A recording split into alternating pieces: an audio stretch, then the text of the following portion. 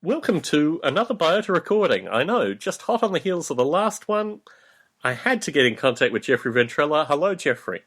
Hello, Tom. So it's been a long time since we chatted formally for a Biota recording. What have you been doing in artificial life terms in the past couple of years?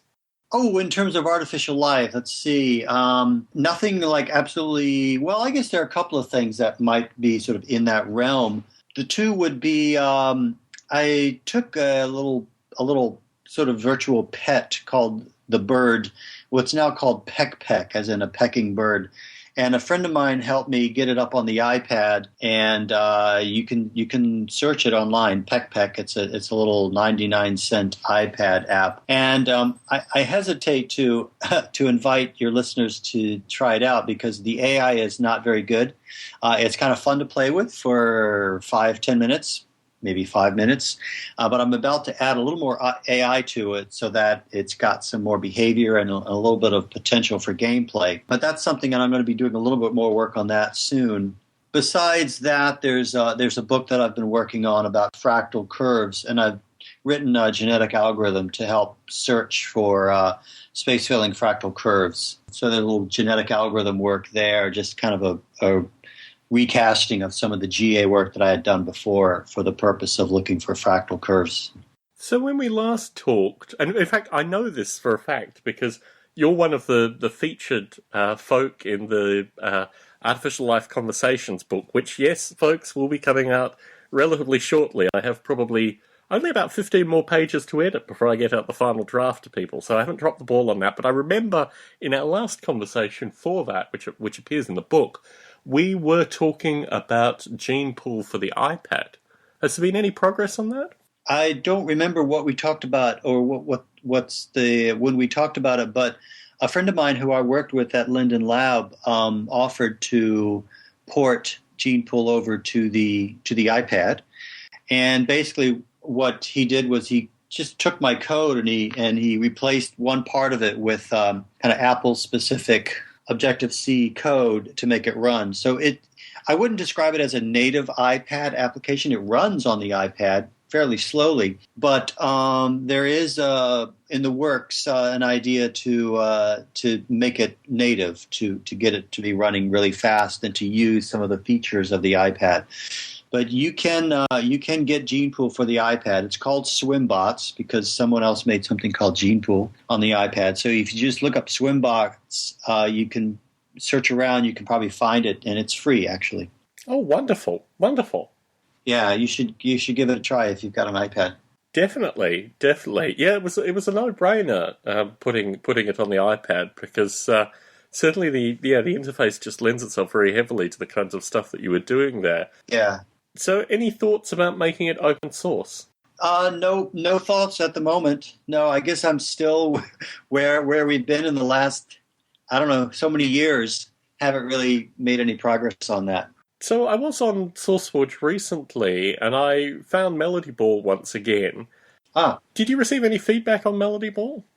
I didn't get any feedback. I don't think I ever got any. So I mean, I do get the occasional mail from SourceForge, which is just, I guess they send out to various people who are on their mailing list. But other than that, I haven't heard anything. And since I'm new to the open source world, I don't know exactly what I would be looking for. Yeah, as I'm old to the open source world, I'm not really sure what to be looking for either. My experience with open source, particularly in terms of external contributions, has tended to be rather haphazard, but also I think there's an active promotion part of it too. I think you need to be kind of actively talking about it, actively doing development, this kind of stuff for probably a few years. Yeah, exactly. It's not like you put it out there and suddenly you're going to get people wanting to use it. You have to be actively pursuing that, which I haven't been. So in terms of, I mean, it's interesting the Peck thing because certainly I think it was John Klein I was talking with about probably 2 years ago now, maybe more, about the iOS devices in terms of creating artificial life for them, specifically for them, rather than porting something over, actually looking at the device and seeing how you could take aspects of the device and make artificial life specific for it. Yeah. And I seem to recall we had a similar wrapping session when I was on location in Stanford with you just before the Stanford research talk. That there were certain things that were intrinsic to these devices that would make very interesting artificial life simulations, not just the idea of perhaps an ant farm that you could shake or these kind of things, but actually that there was more to the devices. Uh-huh. Have you thought any more about this? And I mean, with PEC now being something that you are periodically working on, can you talk a little bit about the iOS interface and how you've thought more about it developing PEC? That's a very good question. In fact, it's something. It's probably a good thing to think about. At the moment, it would need some of the obvious, where when you tilt the screen, different things happen. When you shake it, like you said, or pinching and moving, using the touch interface to its full potential, which I would kind of categorize as interaction and direct manipulation of this creature, which obviously deepens the amount of interaction and the kinds of interaction you can have with it. But what I would really be interested in is, with a mobile device like an iPad or an iPhone, you could be wandering around the neighborhood, and with GPS and the compass and accelerometers and all that, you can pretty much immerse yourself in the environment of the neighborhood that you're walking around in, if you know what I mean. And your location could affect what's going on your screen. And you could interact with other people that have the same thing running on their iPhones or iPads. So I think there's a lot of potential in that, if you know what I'm talking about. Certainly. All that proximity sensing, and also, what's the term? Augmented reality, I think. Yeah. There's a lot of potential through the devices. I was talking with Eric Burton over the weekend, and he mentioned your Earth Day simulation. Uh-huh. And he found it quite inspirational, particularly because he has interests in, I don't know what the term would be, I guess abstract cellular automata applied to interesting surfaces. Uh-huh. In terms of that work, have you done anything more on that in the past couple of years? Nothing more on that particularly, although I kind of extrapolated on that into some questions about applying fractal curves on spheres, but that's not really related to the CA. But yeah, in the process of researching a paper that I wrote for, what was the name of the book? It's a book about Conway's Game of Life and new developments in it. And I wrote a paper in that book about using the sphere to find particular logic gates using Conway's Game of Life. But yeah, in the process of doing that research, I did come across some other papers about using non-Euclidean surfaces for CA, particularly the hyperbolic surfaces, which is very interesting. Let's delve into the exploration of very non-Euclidean surfaces. You mentioned that you're using genetic algorithms in order to explore fractals. Can you talk a little bit about that work? Yeah, well, I mean, in a sense, genetic algorithms being inspired by Darwinian evolution and fractals, which are, I guess, to some degree also inspired by nature and the forms of nature, it would seem to be a good fit. Basically, the idea is that when you consider the combinatorics of fractal curve parameters, it's quite large. I did some calculations a couple of years ago as far as if I wanted to explore the space of all possible fractal curves, that would be self-avoiding and plane filling, if you know what I mean. So self-avoiding means the curve, as it fractalizes to fill the plane, it never touches itself. And it's plane filling, meaning that its fractal dimension is 2. The number of possible fractal curves is in the, trillions and googles and, really big. And so writing a search algorithm for that, a genetic algorithm seemed like a good start to cull through that space and eliminate the duds and find some interesting stuff. And indeed, I've found several hundreds of plane filling fractal curves. Some of them are quite amazing. And in terms of the fractal dimension being 2, is it exactly 2 in all those cases, or is it a close approximation to 2? It is 2, but that doesn't mean that the fractal curve is necessarily well behaved in every case. So if you're familiar with Mandelbrot's book, in particular the first few chapters where he goes through the construction process of these fractal curves, he gets into pretty good detail in terms of self-avoiding, contacting, and the various ways that a fractal curve can interact with itself. In fact, I still have some really interesting open questions about that. But yes, basically the dimension is 2, and the interesting thing is not so much the dimension itself, but the actual texture of the curve, the way the curve fills space, I think is the most interesting thing. If you go to fractalcurves.com, that's where I've put an online version of the book, and once I get this is sort of a draft version of the book, but you can see all the pictures and the whole idea there. Fractalcurves.com. This issue of fractal dimensionality is a very interesting one.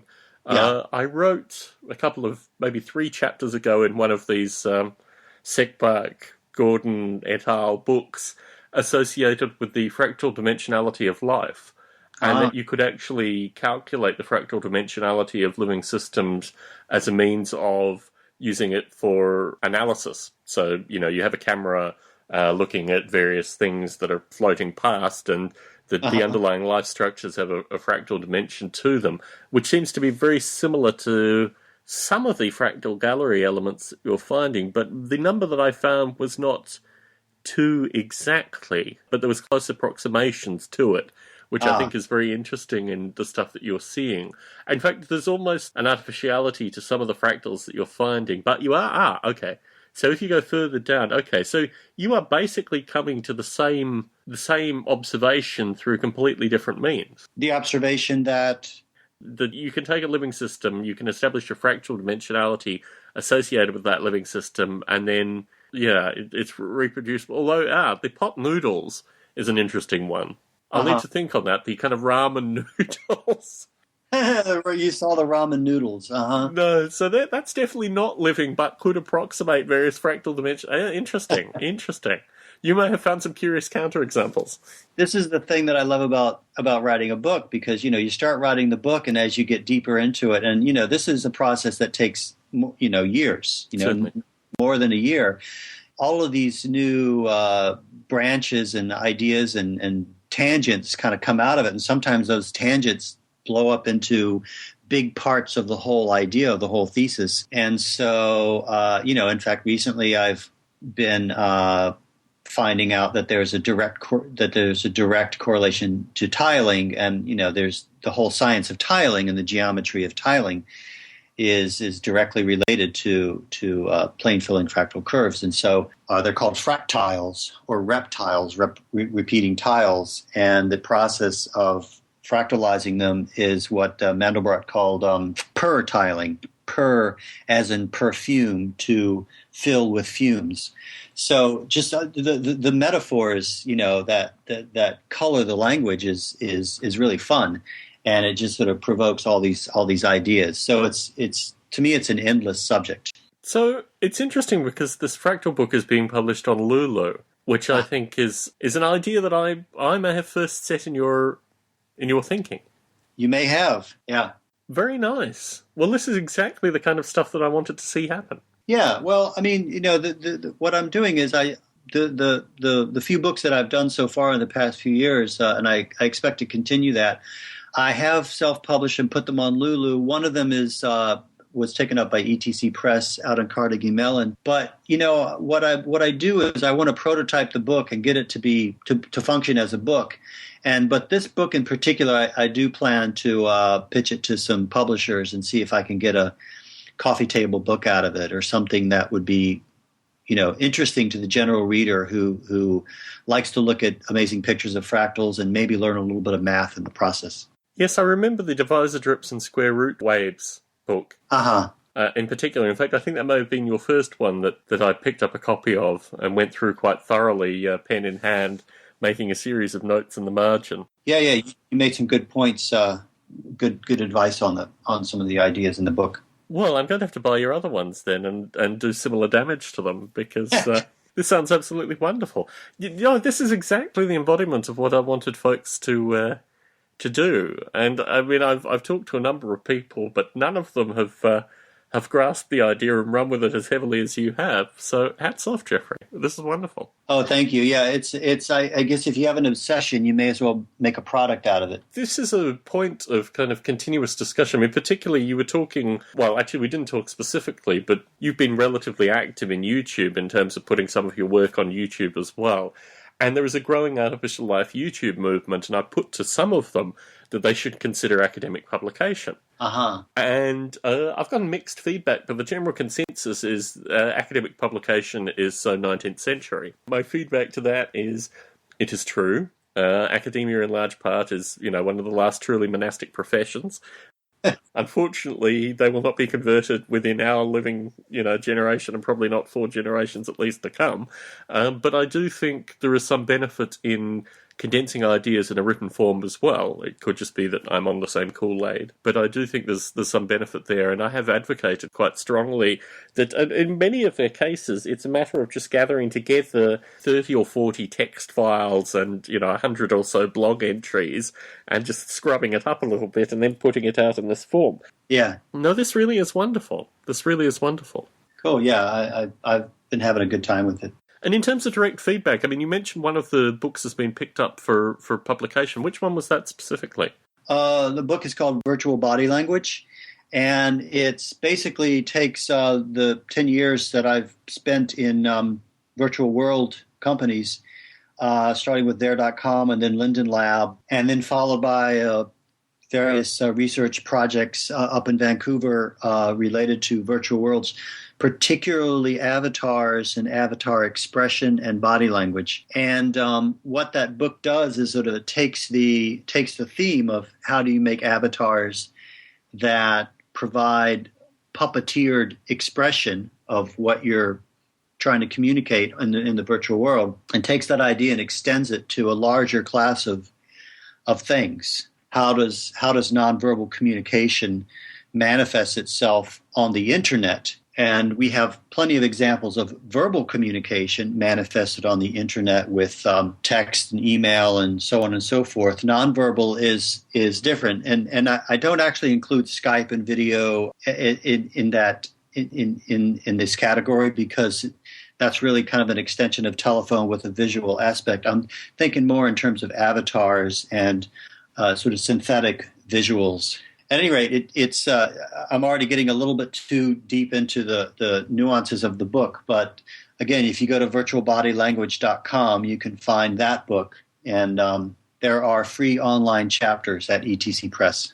So for artificial life developers, I mean, I think the avatar community has had a solid ven into the artificial life community, I mean, particularly through simulations where the artificial life creatures or artificial life forms have physical forms that have some form of locomotion. Uh-huh. For folks who are getting interested in artificial life and are considering developing projects that may have some physical locomotion, what can they take from the avatar community in terms of all the scholarship that has gone into movement? I don't think a whole lot of scholarship of movement has happened in the avatar community.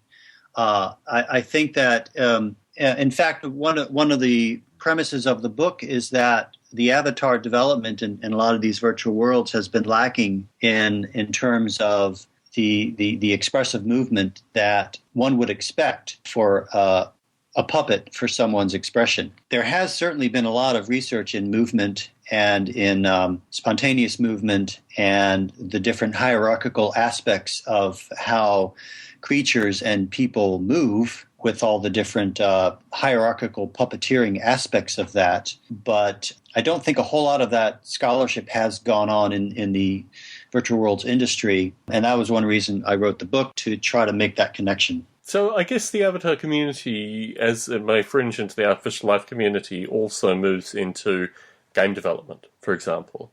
Do you see that there's distinctions in terms of what's gone on in game development for body movement and these kind of things that doesn't exist in the avatar community?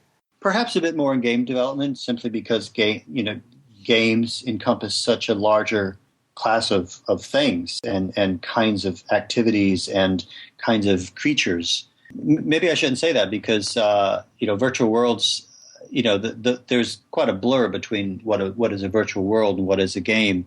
But my personal interest is how avatars could not necessarily be human, but animal or even plant or something else. And this is an idea that Jaron Lanier has been championing for a long time, the idea of embodying something that's non-human or post-human or transhuman, and just the expressive potential of that. So, when you think about an avatar as something more imaginative than just a person that looks like you, I think you get into some really interesting domain. I guess my assessment associated with the avatar community is that, as you describe in large part, it's almost puppetry and mimicry. It's not really to do with something that looks like you at all. In fact, that's the antithesis, really, of most of the avatars that people actively create. Yeah, that's right. Yeah. So it is a very interesting space, and I think one that the artificial life community could also give very direct and meaningful feedback in. I mean, hence the discussion associated with a artificial life game SDK and a wide variety of other things that have come through the broader Biota conversations.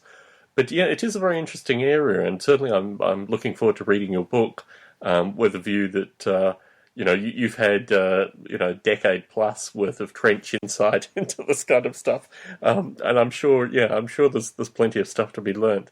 So after you're completed with the Fractals book, I mean, the version of the Fractals book is already available online. What things are inspiring you with future writing? I have another idea for a book which would be more not so much a art, math, artificial life style book, but it would be a book about software development and looking at left brain, right brain programming styles. I guess it's mostly inspired by all the stories of my life of working in the programming industry, and collecting anecdotes about such and such and whatnot, but also just sort of looking at thinking styles and how the culture of software development could stand to encompass more kinds of people with more thinking styles, particularly right brain thinkers. It is an interesting phenomenon, I mean, particularly moving back to the Bay Area, and it's one of these difficult things that, people always prescribe certain things to certain areas. But the one thing that strikes me about moving back to the Bay Area is it's a completely different place in terms of programming style, in terms of all these elements, than when I was here a decade ago. How is it different? How do you see it different? So probably prior to moving back, I would have said that software as commodity is very much more the case. So the software that's being written is fundamentally engineered for very specific purposes, and the ability to have novelty within software is far more constricted. What I found more being on the ground is actually that there seemed to be a more interesting skill set than there was when I was here a decade ago. I think the notion that people come to this through a series of possible means, and also there's been a mass migration. I mean, there was a mass migration when I was here a decade ago. I was part of that in some regard. But the folk that have stayed here and have maintained coding, are completely different to the folks that I encountered when I was here 10 years ago. The technology has changed dramatically as well. There's been on one sense, a simplification. On another sense, there are still druids out there that have knowledge from 15, 20 years ago. It has changed, I think. Yeah, I think it has changed, but I'm not sure how... I'm interested in seeing how you distill it in your book. Yeah, well, we'll find out. I actually started writing it because occasionally I'll have an idea and I just need to write it down. So I've got little bits and pieces going. But yeah, who knows how the book's going to go? It may turn into a different kind of book. But I am very interested in the way software programmers think and the way non-software programmers think, and why software developers would benefit from thinking about things the way non-programmers think, because it's the nature of the human mind is that you adapt to whatever strange constraints that you're in. And once you get into the realm of the implementation of your code, it's easy to lose sight of what you're doing and how it appears from the non-implementation point of view, if you know what I'm saying.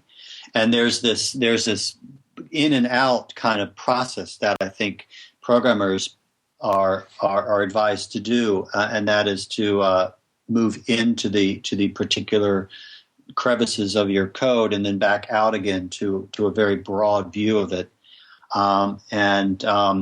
That's sort of one of the processes that I will probably be trying to write about in the book. And it reminds me of when I was taking art classes, there was a painter who used to paint. He would walk to one end of the room in his studio, and he would put a little brush stroke and then walk to the other end of the studio, which was huge, and he would look at it from afar. And the person who lived in the apartment below him was being driven nuts from his walking back and forth. But that served to show the way a painter looks at something up close and then far away, and that perspective back and forth, I think, is critical to good software programming. I would agree. And here's I wasn't able to make an interesting point with your last question, but if I may make an interesting point with this, I've just finished another Swan, Gordon, Seckbach, Ekal chapter for one of their books. It's for The Origin of Mind, where I explain the three different simulations that deal with different aspects of the simulated mind in Noble Ape. And then at the very conclusion of the chapter, I make the point that actually what I've done is provided a philosophical argument, but completely eliminated the standard philosophical paradoxes by explaining the philosophical argument through software as implemented, with the view that the software is the philosophy fundamentally. And I think I'm now reviewing chapters for the same book, and my frustration has always been that philosophers have never been able to move across the boundary. In fact, a few have. I mean, I have half a dozen philosophers that I can pull from periodically when I review poor chapters in this light. There's more of a chance of someone who writes software coming from a diverse background than there is from someone who is looking at software, be it artificial intelligence, artificial life systems, these kind of things, actually meaningfully being able to explore it. I think the role now is for us almost to explain and evangelize, and this came through the discussion with Eric Burton as well, that this kind of artificial life software that is now being created is so abstract by what was being written, and abstract through complexity, than what was being written even a decade ago, that if the people have kind of put down their Dawkins or Levy or, Margaret A. Bowden, and then come back to this discipline now, it's very difficult to actually kind of connect the dots in between. And the, I guess, implicit fear associated with exploring the kind of software that you and I take for granted is an interesting point that maybe it's more about outreach than it is about exploration of kind of internal elements, because I certainly see through my own experience a diversity of folks writing software now, although they are dealing with fundamentally the same ingredients to make different kinds of soup. But yeah, there are interesting problems associated with bringing in a broader community, and particularly as an artificial life developer, that I think goes above and beyond the methods that we use as kind of programmers engineering this software. Yeah, it's probably like so many other disciplines. Once the terms and the definitions and the practices get well defined,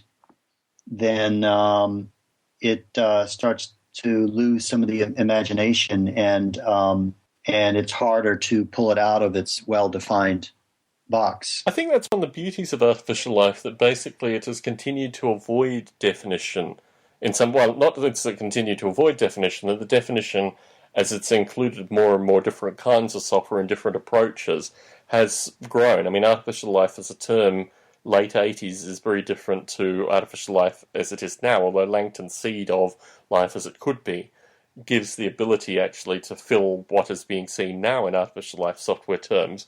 But in terms of folks who weren't necessarily living that mantra as they were developing in the late 80s, it is a very different thing then than it is now. So maybe we've avoided that aspect with artificial life as a non-disciplined discipline fundamentally. Yeah, no, I think you're right. I mean, it's sort of Langton and those guys helped to fuel it in the very beginning with a diversity of viewpoints and people, and to try to keep it dynamic. And maybe it is the nature of the multidisciplinary. Although from some of the artificial life conferences I went to, such as the one in Indiana where Larry Yeager and Douglas Hofstadter are, that there was some debate going on in terms of keeping artificial life as a free, open discipline. And I think that the debate was mostly between the biologists, the more traditional biologists, and the on the one side, and on the other side were the, I don't know what you would call them, the artists, programmer, philosophers who wanted to not be constrained by Earth biology.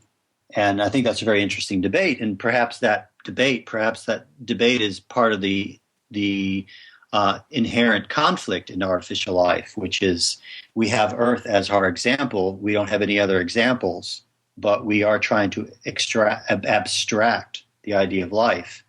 And so I guess there's a built-in conflict. Well, I'm going to my first Artificial Life conference this year, and I'm really looking forward, actually, to the opportunity of meeting Larry Yeager primarily, but also a number of other folk. Where's that?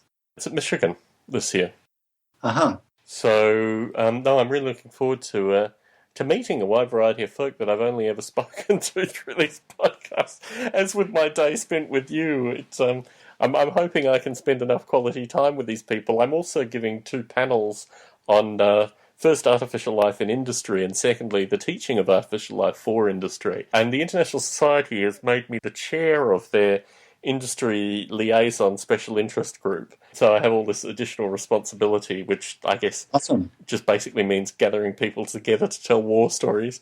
But no, I'm really looking forward to it, just as an opportunity. This will be the first Artificial Life conference that I've been able to attend within my means, and I'm even having support from my employer in order to go to it. So, yeah, I'm really looking forward to that, actually. It will make my my late Northern Hemisphere summer worthwhile. So, folks who are listening in, who are attending the Artificial Life conference this year, please do let me know. I'd love to get together with Biota like-minded folk for, I don't know, a conversation associated with these weary biologists that just don't seem to get it. It would be wonderful to have the opportunity to meet a wide variety of folk on location, and potentially also, I've kind of promised this through other people through proxy at the previous Artificial Life conferences, but actually having me there physically will probably facilitate a number of interesting audio recordings. My hope is also that I'll be able to record at least the 2 panels that I participate in or chair, and potentially other panels as well, because I think the stuff that comes out of the Artificial Life conferences is relatively different to what the general conversation is through the Biota community. And it's interesting, I'm not sure if Jeff Clune is going to be there, because in the last recording that I did with him, he described a preference for the Gecko conferences for the kind of artificial life that interested him, and that seems to be a lot more along the line of the stuff that we've been discussing this evening and previously, Jeffrey.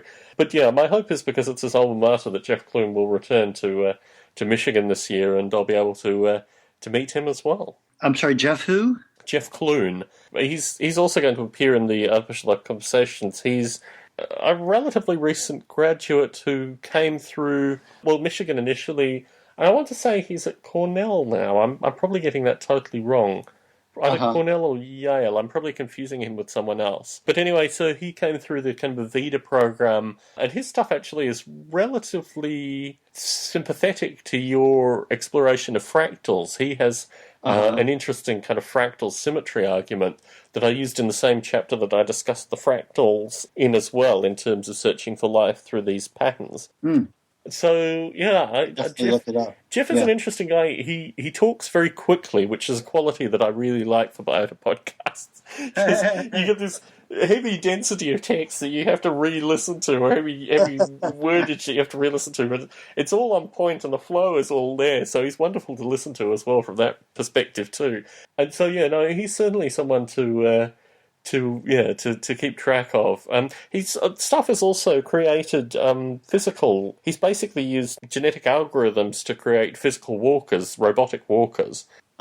He simulates them in software, and then he spits them out through one of these 3D fabrication, like commercial fabricators. So my recollection is that he has a series of like legs and flippers and things like that you can buy online and connect to your robots too, which is beautiful, movement from soft to hard artificial life perfectly. So, I mean, maybe he'll bring some of this stuff to Artificial Life 13 if he's going to be there. Jeffrey, in terms of your general surveying of things, artificial life or things that should be artificial life, is there anything that you'd like to identify to the community listening in? Well, I guess since I've been involved with this company, Visual Music Systems, for a while, I've put a lot more thinking into this. The idea of musical beings is something that I've explored a little bit, and I might actually be exploring that if I do this research with Bernard up in Vancouver. The idea that music, I don't know whether the song as a genre is dead or whether the musical piece is dead. It probably isn't. But I think music is going through an evolution, particularly with interactive technology, in which a musical piece might be interactive and ever-changing, and it never starts and never ends, and it's adaptive. And the idea that you could have a musical entity that is an agent and has agentry, and you can interact with it and respond to it in the same way that you would respond to another being, and it changes in very musically relevant ways. I think there's a whole lot of potential there, and I did a little bit of experiment with the evolving music system, and I'd love to come back to that someday if I ever find the time. But that's one area that I think still has a lot of potential.